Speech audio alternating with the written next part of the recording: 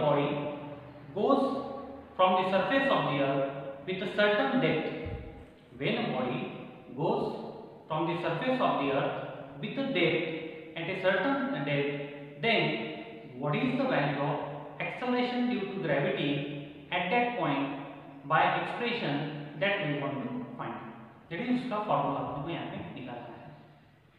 So if you observe this diagram, this large sphere is nothing but, that is earth. Small m is the mass of the body which is kept on the surface of the earth. यहाँ पे अगर आप देखेंगे तो ये जो बड़ा sphere है, ये जो बड़ा स्फीयर है यहाँ पे, इसके सरफेस के ऊपर स्मॉल m, ये एक बॉडी अपन यहाँ पे प्रेजेंट किए हुए है, इसका मास यहाँ पे स्मॉल m है, ठीक है. Capital R with the radius of the earth and capital M with the mass of the earth. अपन ने अर्थ लिए हुए, अर्थ के सरफेस के ऊपर एक बॉडी रखी हुई है जिस बॉडी का मास कितना है, स्मॉल m है. Capital R with the radius of the earth, capital M with the mass of the earth. G, small g with the acceleration due to gravity on the surface of the earth. अर्थ के surface के ऊपर acceleration due to gravity कितनी है, small g है. So therefore, according to Newton's law of gravitation, according to Newton's law of gravitation, the weight of the body on the surface of the earth is equal to the gravitational force acting on that body. किसी भी body का wait उस body के ऊपर act होने वाले gravitational force के बराबर होता है according to Newton. So we apply this. So here weight of body, it is equal to gravitational force acting on that body, is equal to gravitational force acting on that body. So weight of body is nothing but mg. It is equal to gravitational force is nothing but capital G, constant of gravitation, capital M, mass of earth, small m, mass of the body, and capital R square is nothing but the square of the distance between them. जैसे कि आप यहाँ पे देख रहे हैं, body का जो वेट है, weight is nothing but mg, mass into acceleration due to gravity. It is equal to gravitational force acting on the body due to the earth. Gravitational force acting on the body due to the earth is nothing but Gmm upon R square. G, constant of gravitation, capital M, mass of the earth, small m, mass of the body, and the square of the distance between these two body. जैसे कि यहाँ पे लिख रहे हैं, दो body अपने लिए हुए, एक है अर्थ, एक है दूसरी बॉडी. ये दोनों बॉडी का मास अपन यहाँ पे लिखा, और दोनों बॉडी में का डिस्टेंस कितना है. तो ये दोनों बॉडी में का डिस्टेंस अगर अपन यहाँ पे लेते हैं तो ये जो डिस्टेंस है ये कितना है, कैपिटल R है. इसीलिए mg is equal to gmm upon R square. So small m में cancel, and therefore small g is equal to gm upon R square. Small g is equal to gm upon R square. This is the acceleration due to gravity on the surface of the earth. If we drop this body at a certain depth d, then at that point acceleration due to gravity is 0. ऐसा consider करो कि suppose अपन ने body को अर्थ के अंदर d इतने depth के अंदर लेके गए, अर्थ के सरफेस से बॉडी को d इतने डेप्थ पे लेके गए, वहां पे जहां पे एक्सेलरेशन ड्यू टू ग्रेविटी कितनी है, gd है. d इतने डेप्थ पे एक्सेलरेशन ड्यू टू ग्रेविटी कितनी है, gd है. और ये जो स्मॉल स्फीयर आपको दिख रहा है, ये स्मॉल स्फीयर में इसकी रेडियस कितनी है, small r. Then small r is nothing but r minus d, क्योंकि ये टोटल डिस्टेंस कितना है, r. इसमें से d निकल जाएगा तो small r plus small r is equal to r minus d. ठीक है, that is nothing but radius of smaller sphere. अब यहाँ पे ये जो स्मॉल स्फीयर है, इस स्मॉल स्फीयर का जो मास आएगा m dash, that is nothing but mass of smaller sphere. That is nothing but mass of small sphere. तो यहाँ पे जैसे ही अपन ने बॉडी को d इतने डेप्थ पे लेके गए, जहां पे एक्सेलरेशन ड्यू टू ग्रेविटी कितनी है, gd है, जहां पे एक्सेलरेशन ड्यू टू ग्रेविटी कितनी है, gd है, उस केस में फिर से अपन ने न्यूटन लॉ ऑफ ग्रेविटेशन को क्या करना है, अप्लाई करना है. Again Again, at a depth d, weight of body is equal to gravitational force. Weight of body, it is equal to gravitational force acting on the body due to smaller sphere. यहाँ पे एक चीज ख्याल रखना है, weight of body is equal to gravitational force acting on the body. Gravitational force acting on the body due to small sphere only. ये जो small sphere है, ये small sphere का जो mass है, उसके वजह से ही इस body के ऊपर gravitational force act होगा. ये जो remaining portion है, ये जो remaining portion है अर्थ का, इसके वजह से वहां पे किसी भी टाइप का gravitational force act नहीं होगा. Always remember that when the body is at a depth d, then the gravitational force acting on the body, due to smaller sphere, that is the mass of smaller sphere, that is m dash. Mass of smaller sphere, that is due to m dash, not due to complete mass of the earth. This remaining portion of the earth, इसके वजह से इस body के ऊपर किसी भी type का gravitational force act वहां पे नहीं होगा. सो here weight of body is equal to gravitational force acting on the body due to m dash. So here m, acceleration due to gravity at depth gd, so m into gd, it is equal to gravitational force g m dash. Instead of m we can write m dash into small m divided by small r square. Why? Because in this case the distance of the body from the center of the earth is nothing but smaller. जब smaller sphere के surface के ऊपर body available है, ऐसे situation में उस body का जो डिस्टेंस है अर्थ के सेंटर से स्मॉलर है, इसीलिए अपन ने यहाँ पे क्या लिया, weight of body is equal to gravitational force, so m into gd is equal to g m dash m upon smaller sphere. Again small m get cancel, therefore gd equals to g m dash upon small r square. GD is equal to g m dash upon small r square. Hence we can write GD upon g. GD upon g is equal to g m dash upon r square.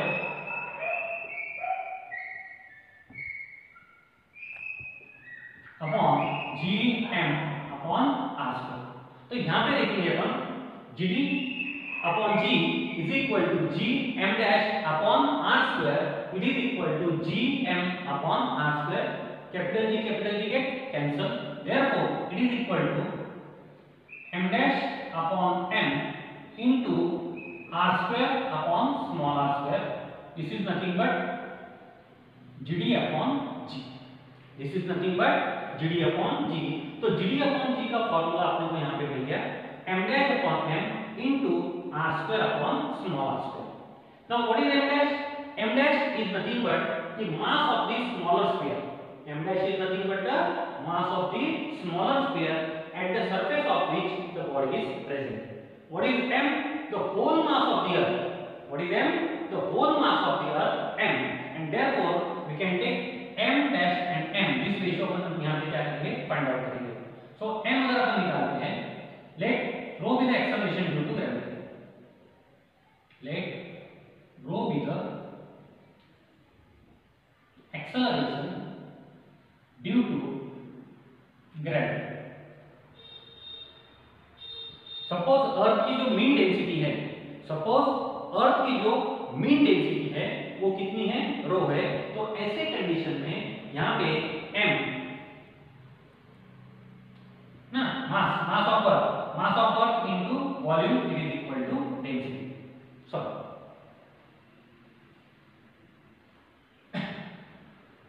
mass upon volume is equal to rho, and therefore यहाँ पे capital M is equal to rho into V. Capital M, it is equal to rho into V. What is V? Volume of Earth. Earth is nothing but spherical body. Earth is nothing but spherical body, and we know that for sphere the volume of the body is nothing but 4/3 pi r cube. So capital M, it is equal to rho into 4/3 pi r cube. तो यहाँ पे mass upon volume is nothing but density. Mass upon volume is equal to density. Hence mass is equal to density into volume.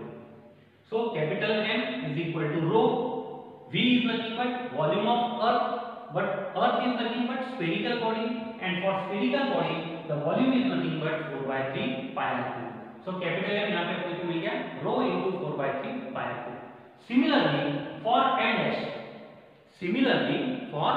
dash we can write M dash is equal to rho into 4/3 pi small r cube. Instead of capital R we put small r, because in this case the smaller sphere of radius smaller. ये जो small sphere है इसकी radius small r है, और इसीलिए यहाँ पे अपने m dash is equal to rho into 4/3 pi small r cube. Therefore m dash upon m अगर अपन निकालते हैं तो वो क्या आएगा देखिए. So m dash upon m it is equal to m dash upon m अगर अपन लेते हैं 4/3 pi get cancel, rho it cancel, so therefore small r cube upon capital R cube. ये 4/3 pi rho, ये 4/3 pi rho कैंसिल हो जाएंगे. m dash upon m है, इसीलिए small r cube upon capital R cube. तो यहाँ पे m dash upon m में पुट कर सकते हैं अपन small r cube upon capital R cube. अब ये जो फॉर्मूला है, suppose this is equation number 1. ये जो इक्वेशन नंबर 1 है, इस इक्वेशन नंबर 1 में m dash upon m वो जो फॉर्मूला आया हुआ है वो यहाँ पे आपको क्या करना है, पुट अप करना है. So GD upon G it is equal to m dash upon m के लिए क्या लिखेंगे अपन, small r cube upon capital R cube into capital R square upon small r square. ठीक है. ये जो m dash upon m है इसकी जो वैल्यू आई हुई है वो वैल्यू अपन ने यहाँ पे इक्वेशन नंबर 1 में क्या कर दी, पुट अप कर दी, जिसकी वजह से इक्वेशन जो मॉडिफाई हुआ है वो देखिए GD upon G is equal to R cube upon R cube, small r cube upon capital R cube into capital R square upon small r square. This R square के cancel, this R square के cancel. तो यहाँ पे क्या आ जाएगा, GD upon G it is equal to small r upon capital R. What is small r? Small r is nothing but r minus d. What is small r? Small r is nothing but r minus d, capital R minus d, and therefore we can write capital R minus d upon capital R. So GD upon G it is equal to r minus d upon r. So it is equal to 1 minus d upon r. 1 minus d upon r. So GD upon G it is equal to 1 minus d upon r. Hence GD is equal to G in bracket 1 minus d upon r. So this is the formula for acceleration due to gravity at a depth d. कि जब कोई भी body अपन d इतने depth पे लेके जाते हैं, तो वहां पे एक्सेलरेशन ड्यू टू ग्रेविटी निकालने का जो फॉर्मूला है वो फॉर्मूला क्या आएगा, GD is equal to G in bracket 1 minus d upon r. तो इस तरीके से अपन यहाँ पे acceleration due to gravity at a depth d ये अपन क्या कर सकते हैं, फाइंड आउट कर सकते हैं. चल में आगे. Thank you.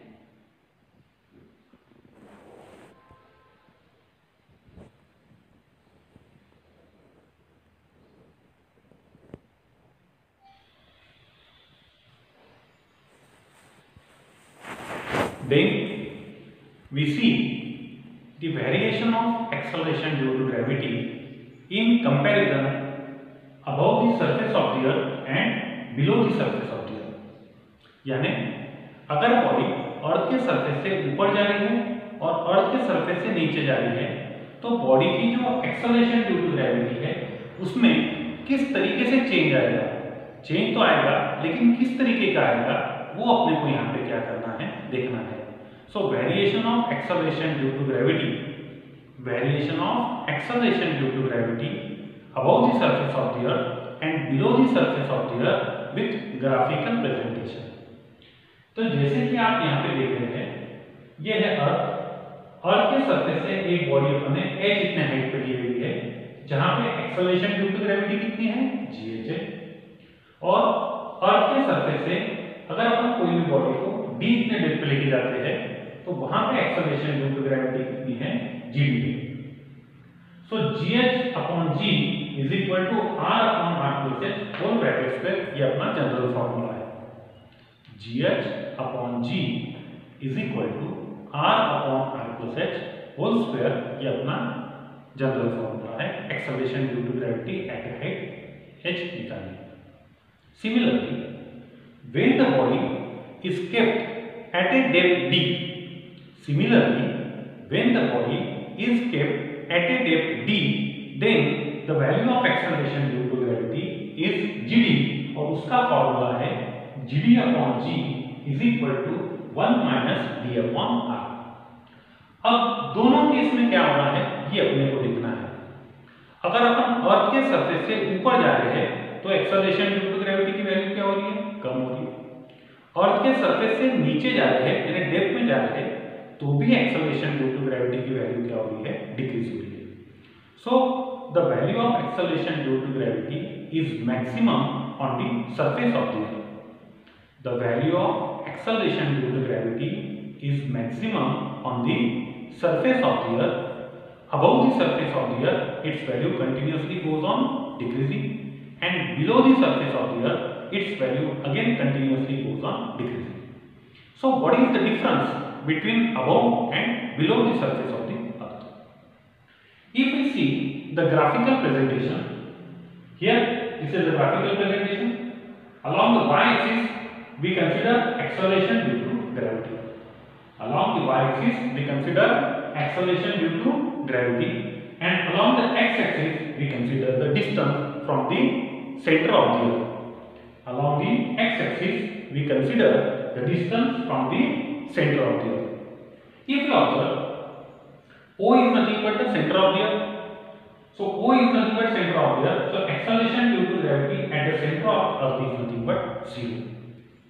अर्थ के सेंटर के पास में एक्सेलरेशन ड्यू टू ग्रेविटी की वैल्यू कितनी है, 0 है।